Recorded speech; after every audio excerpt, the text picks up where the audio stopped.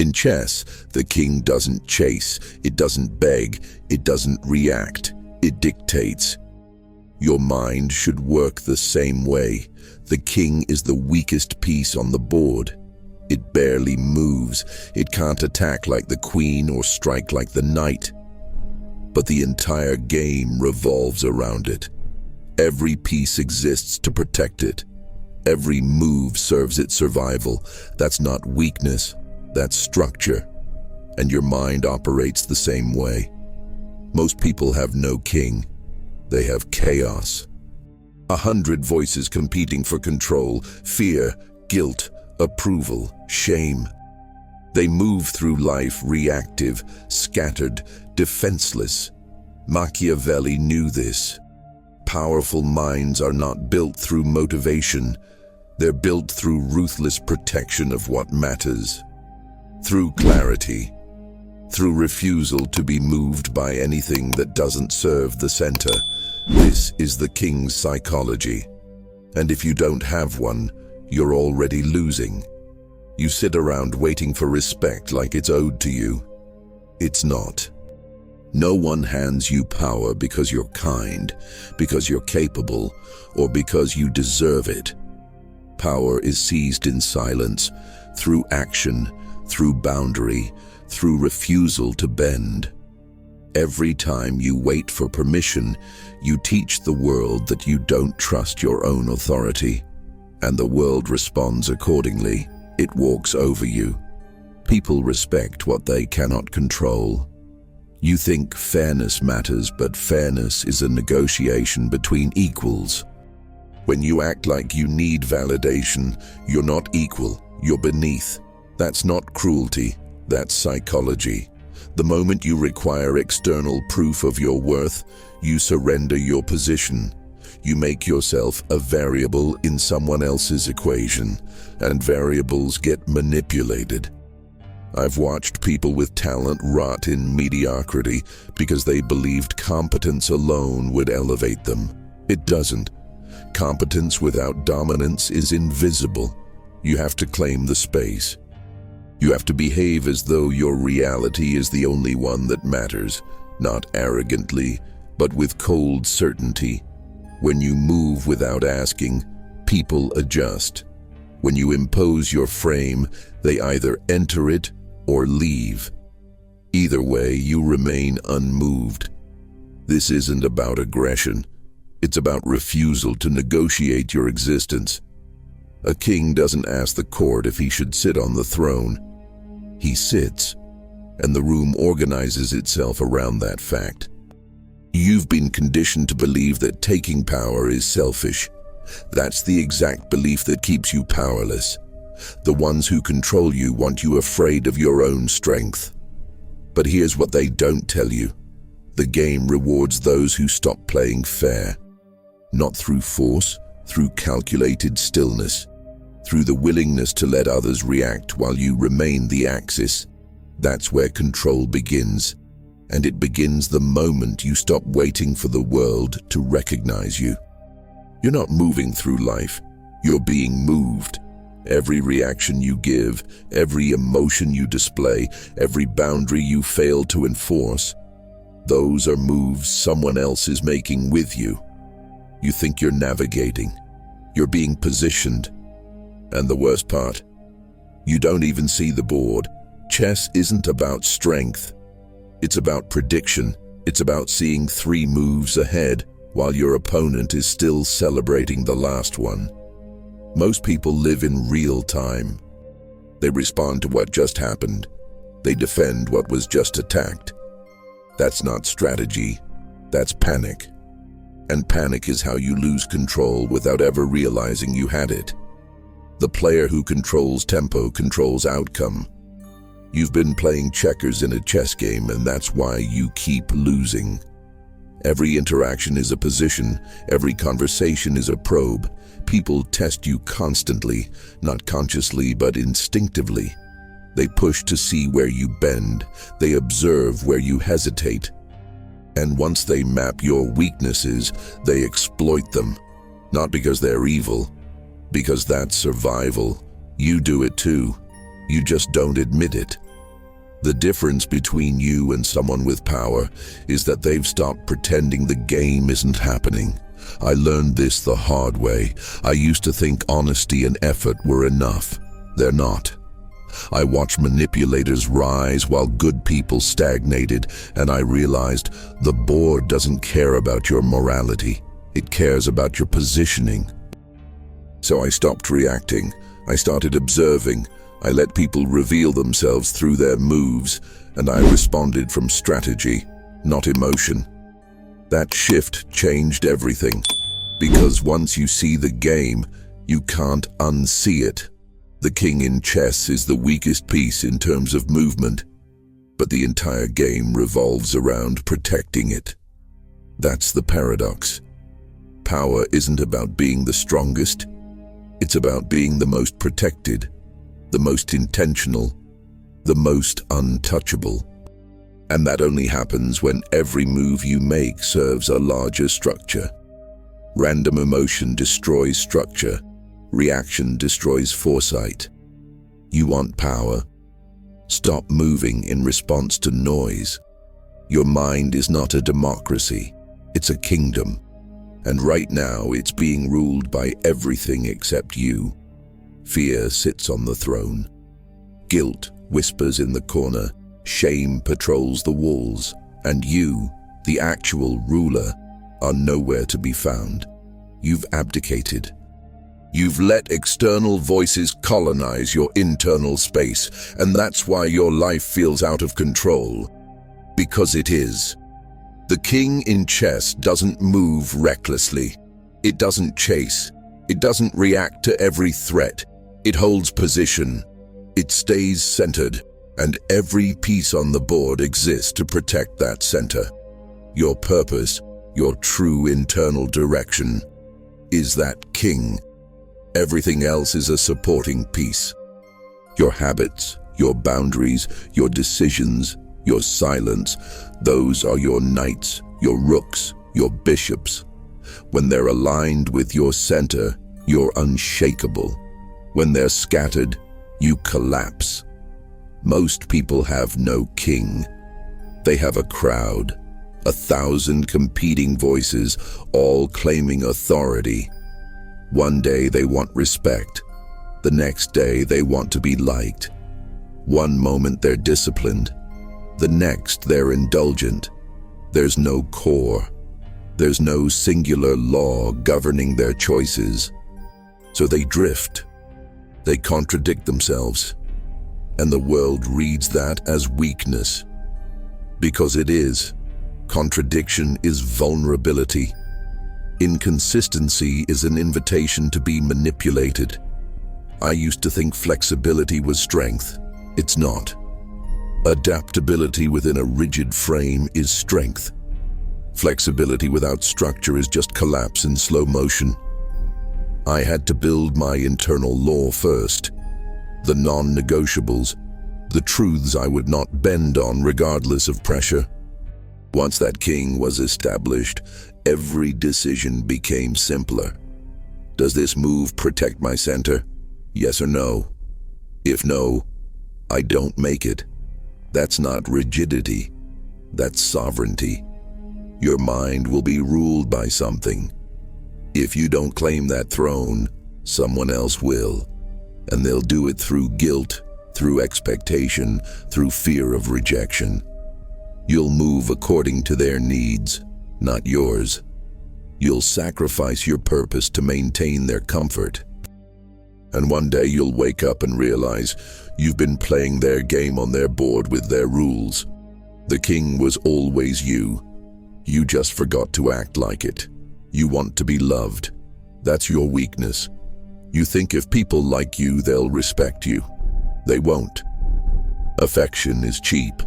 It costs nothing to smile at you, agree with you, tell you what you want to hear. Respect costs something. It requires them to adjust their behavior in your presence. And people only do that when there's a consequence for not doing it. Fear is not about violence. It's about certainty. It's the understanding that crossing you will result in something they don't want. a boundary enforced, a relationship ended, a reaction they can't manipulate. Most people are so desperate to avoid conflict that they never establish consequences. So they get walked over, and then they wonder why no one takes them seriously. You taught them not to. You showed them that your limits are negotiable. I've seen people bend over backward for approval, and I've seen those same people ignored, dismissed, used. Because the moment you prioritize being liked over being respected, you become a resource. People don't respect resources. They extract from them. They take your time, your energy, your emotional labor, and they give back just enough to keep you available. That's not friendship. That's management. And you're being managed because you're afraid of what happens if you're not. The people you respect most in your life, think about them. Are they the nicest? Or are they the ones who don't tolerate disrespect? The ones who set terms and don't apologize for them? The ones who would rather lose you than compromise their standards? That's what you respond to. That's what everyone responds to. We are wired to respect strength and exploit weakness. It's not personal. It's survival psychology. This doesn't mean you become cruel. It means you become unmoved. You stop explaining yourself. You stop negotiating your worth. You stop softening your boundaries to make others comfortable. When someone crosses a line, you don't argue. You act. You remove access. You withdraw presence. You let the consequence speak, and you do it without guilt. Because guilt is what they use to keep you compliant. The moment you stop fearing their discomfort, you reclaim your position. And that position is the only thing they'll ever truly respect. You're bleeding energy into things that don't matter, arguments that lead nowhere, relationships that drain you, responsibilities you never agreed to but somehow accepted. You think you're being responsible, you're being exploited, and the reason you can't see it is because you've never defined what your king actually is. You don't know what you're protecting, so you protect everything, which means you protect nothing. Protection requires exclusion. You can't defend what you won't define. A castle without walls is just open land. Your time, your focus, your emotional bandwidth, those are finite. And right now they're being divided among people and pursuits that give you nothing in return. You say yes because you're afraid of the fallout from saying no. But every yes to something irrelevant is a no to something essential. You're sacrificing your center to manage the periphery. Most people spend their entire lives defending the wrong things, their image, their reputation among people who don't matter, their need to be seen as good, as helpful, as agreeable. Those are not the king. Those are distractions disguised as duty. The king is your purpose, your direction, the thing that remains when all the noise is stripped away. And if you can't name it in one sentence, you don't have one. You have a collection of borrowed expectations. I had to learn this through loss. I gave years to people who would forget me in weeks. I poured energy into projects that served everyone but me. I defended a version of myself that wasn't even real, just a shape I thought I needed to hold to be accepted. And when I finally stopped, when I pulled everything back and asked, what actually matters? The answer was brutal. Almost nothing I was doing mattered. I was managing perception, not building power. The moment you clarify your king, everything else becomes expendable. You stop attending events that drain you. You stop entertaining conversations that go nowhere. You stop defending yourself to people whose opinion holds no weight. You become ruthless with your energy, not cold, efficient. And efficiency looks like cruelty to people who benefit from your confusion. Let them think that. Your job isn't to be understood, it's to be undistracted. You talk too much. You explain too much. You justify too much. Every word you waste is proof that you're unsure. Strength doesn't need a voice. It has presence. It moves through stillness, through refusal to react, through the calm that comes from knowing exactly what you are. The loudest people in the room are almost never the most powerful. They're compensating. And compensation is just fear dressed in volume. Silence is a weapon, not passive silence, strategic silence. The kind that forces others to reveal themselves while you remain unreadable. Most people can't handle silence. They fill it with nervous talking, with over-explaining, with attempts to win you over. And in doing so, they show you everything. Their insecurities, their motives, their pressure points. You don't have to interrogate anyone. Just stop filling the space. Let them do it. They will. Intentionality is different from effort. Effort is scattered. Intentionality is precise. You don't do more, you do less, but with absolute clarity. Every move serves the structure. Every word has purpose. Every boundary is enforced without theatrics. People sense that. They don't know how to manipulate it because there's nothing to grab onto. You're not reactive enough to provoke. You're not emotional enough to guilt. You're just there, immovable, observing, executing. I used to think I had to prove myself in every room. I had to be the smartest, the quickest, the most prepared. I exhausted myself performing competence. And then I realized, the people with real power don't perform. They decide. They sit back. They let others audition. And when they move, it's final. No explanation, no defense, just action. That shift, from proving to deciding, changed how people treated me, because I stopped acting like I needed their approval. You want strength? Stop announcing it. Stop defending it. Stop explaining why you did what you did. Just do it, and let the results speak. The king doesn't justify the move.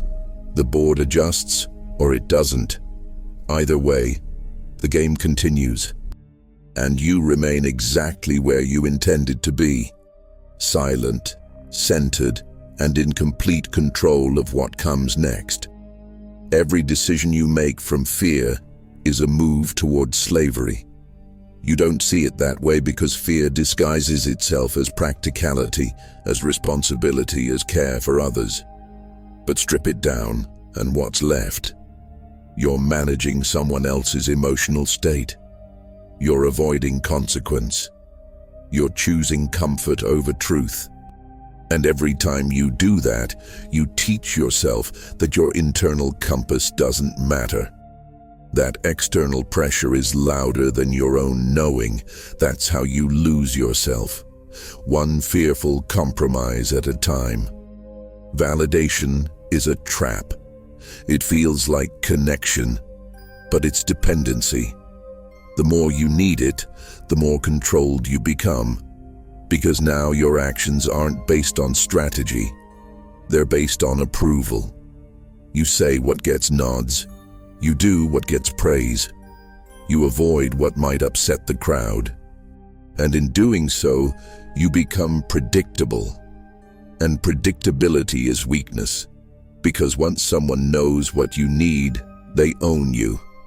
Most people don't even realize how much of their behavior is performative. They dress for an audience. They speak for a reaction. They move through life like they're being graded, and maybe they are, but not by anyone who matters.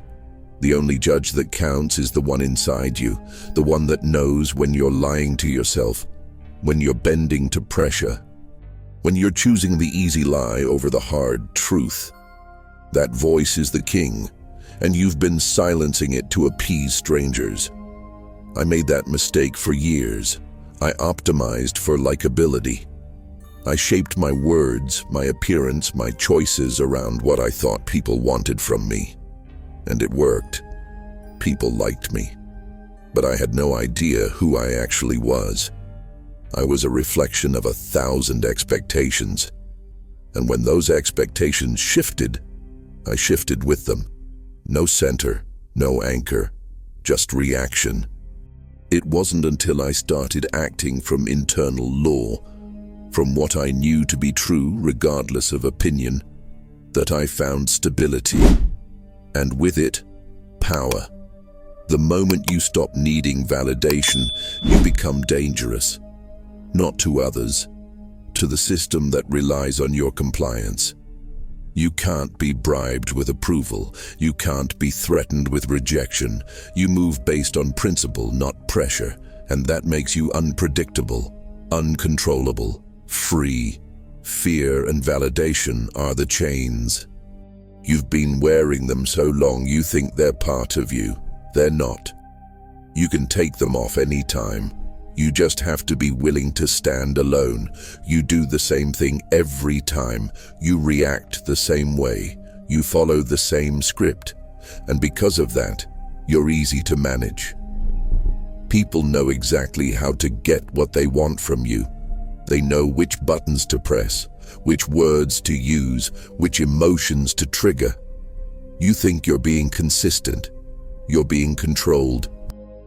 Predictability is not reliability, it's exposure. It's handing someone the manual to your psychology and hoping they don't use it. The powerful are never fully readable. They shift. They withhold. They show one side and conceal another. Not because they're dishonest, because they understand that mystery is leverage. If people can predict you, they can prepare for you. They can manipulate the conditions around you to get the outcome they want. But if you're variable, if you move in ways they don't expect, they can't trap you. They have to deal with you as you are, not as they assumed you'd be. Most of your predictability comes from your need to be understood. You want people to know your intentions, your reasons, your motives. So you explain, you justify, you make yourself transparent. And transparency, in a world full of manipulation, is suicide. You're giving people the tools to dismantle you. You think you're building trust. You're building dependency.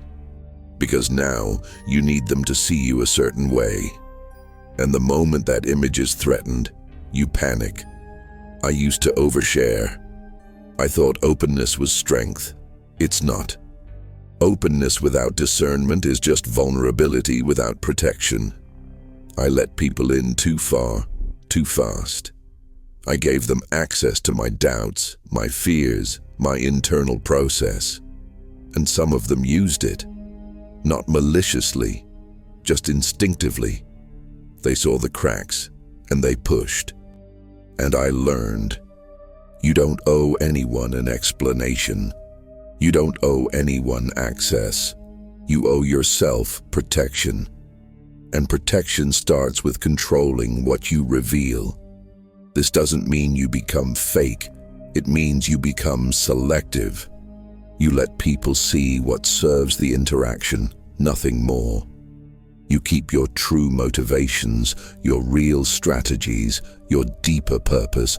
Those stay internal. You move from that place, but you don't broadcast it.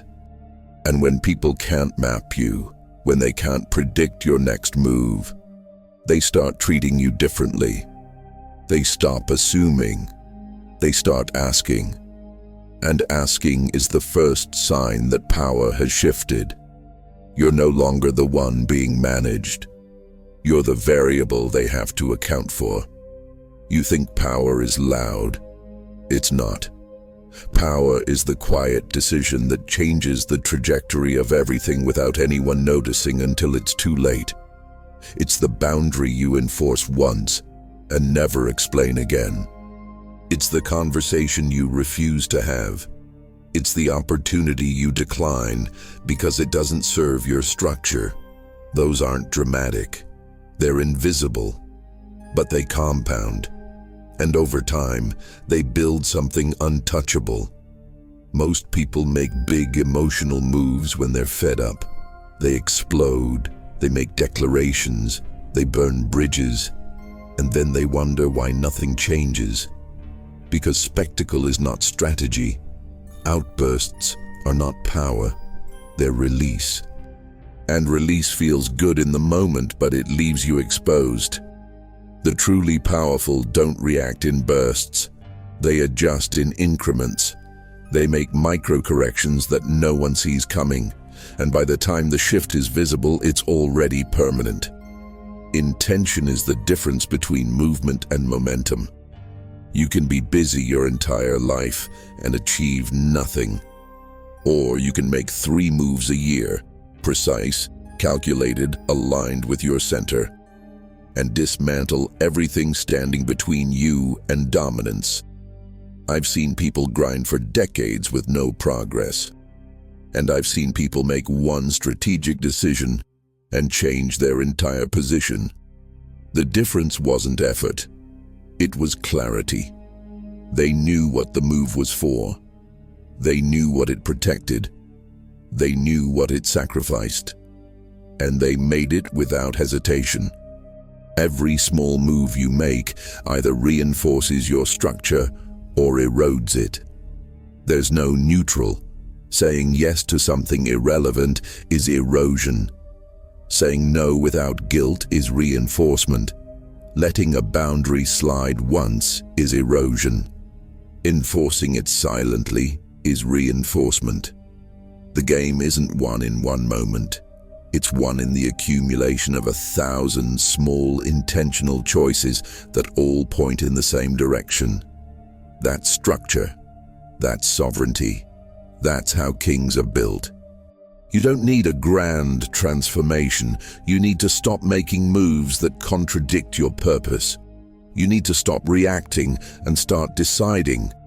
Every interaction is an opportunity to either reinforce your position or weaken it. Most people weaken themselves daily without realizing it. They agree when they should decline. They explain when they should stay silent. They chase when they should withdraw. Those micro-submissions add up, and eventually they become your identity. You want power? Start treating every small decision like it matters, because it does. You don't know yourself. You think you do, but you're operating off a script someone else wrote. Your parents, your culture, your trauma, your fear. You've never stopped to examine which parts of you are actually you and which parts are just conditioning. And because of that, you're easy to manipulate. People who know themselves can't be moved. People who don't are pushed in whatever direction serves the pusher. Self-knowledge is not introspection, it's interrogation. It's the brutal process of identifying every belief you hold and asking, is this mine, or did I inherit it? Is this serving me, or am I serving it? Most people can't handle that question, because the answer reveals how much of their life has been a performance, how many choices they've made to avoid rejection, how many versions of themselves they've created to fit in. And once you see that, you can't unsee it. You either rebuild from truth or you collapse under the weight of the lie. The people who control you know you better than you know yourself. They've studied your patterns. They've mapped your triggers. They know what you'll tolerate, what you'll avoid, what you'll chase. And they use that. Not because they're masterminds, because you're predictable.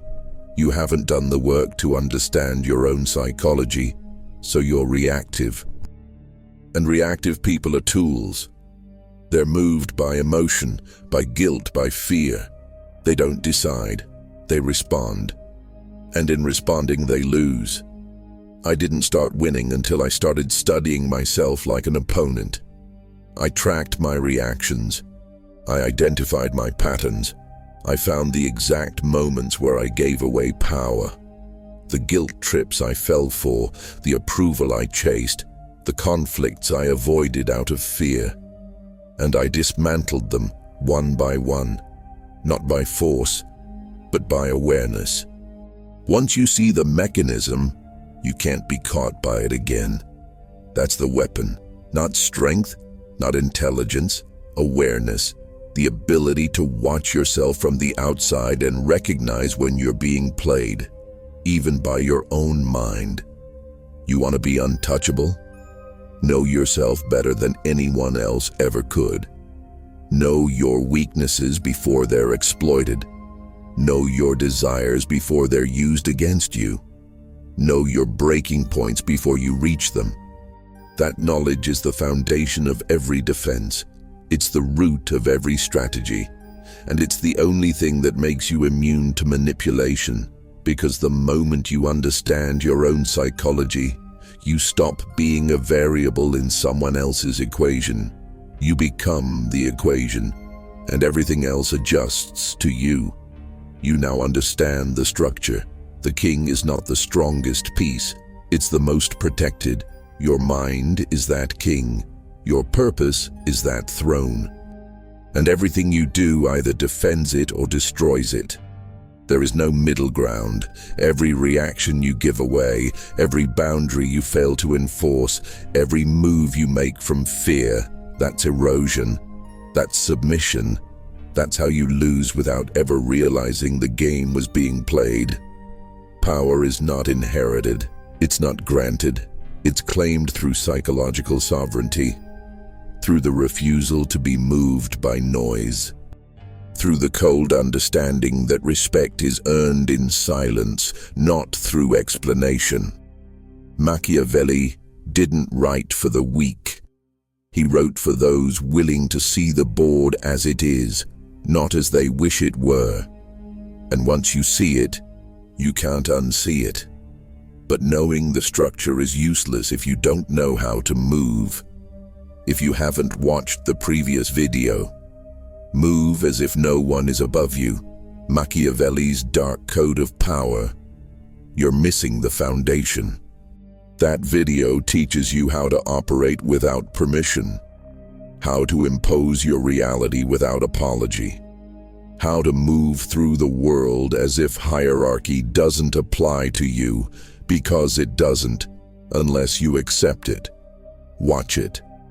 Let it rewire how you see power. Let it show you what happens when you stop asking and start taking. Now go to the comments. Write this exactly. The king does not react. The king decides. No explanation. No addition. Just that. Let it mark the shift. This is not the end of the lesson. This is the beginning of your execution.